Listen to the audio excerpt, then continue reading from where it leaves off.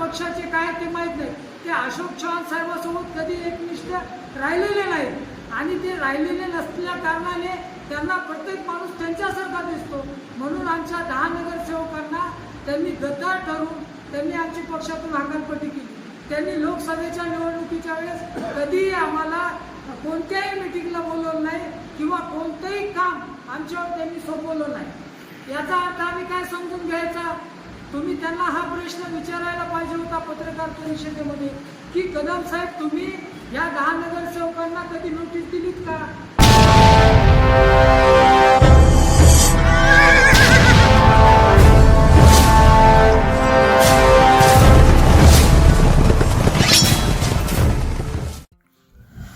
काँग्रेस पक्षाच्या वतीने नांदेड जिल्ह्यातील अर्धापूर येथे नगरसेवकासह नगर अध्यक्ष असे एकूण 10 जणांची हकालपट्टी करण्यात आली होती. याच पार्श्वभूमीवर हकालपट्टी झालेल्या पदाधिकाऱ्यांनी पत्रकार परिषद घेऊन पक्षाने केलेली कारवाई ही सूडबुद्धी व एकतर्फी केली असून याबद्दल आम्ही वरिष्ठांशी बोलू आणि वेळ पडल्यास या विरोधात न्यायालयीन खटलाही उभारू अशी प्रतिक्रिया छत्रपती कानोडे यांनी माध्यमांशी बोलताना दिली.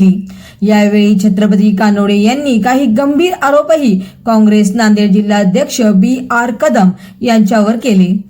यावेळी उपनगर अध्यक्ष मुसवीर खतीब व गट नेत्या डॉक्टर शालिनी शेटे याही उपस्थित होत्या. महाराष्ट्र वाईब न्यूज प्रतिनिधी सखाराम क्षीरसागर, अर्धापूर, जिल्हा नांदेड. काँग्रेसच्या 10 नगरसेवकावर जी कारवाईच्या बडतर्फ केली, जी कारवाई केली, त्यामध्ये मला असं म्हणायचं आहे की आपण आपल्या गावातून लोकसभेला किती लीड दिला आणि आपण काय दिवे लावलीत हे आपण जरा अगोदर तपासून बघावं आणि नंतरच आपण आमच्यावर कारवाई करावी.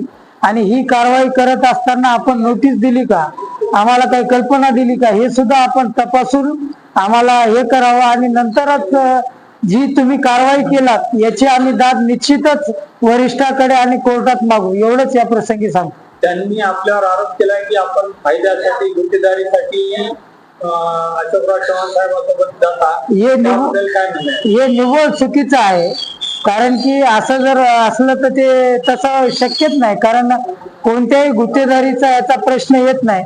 कारण ज्या माणसांना त्याच्यातून पैसे कमवायचे आहेत अशाच माणसांना ह्या गोष्टी सुचत असतात.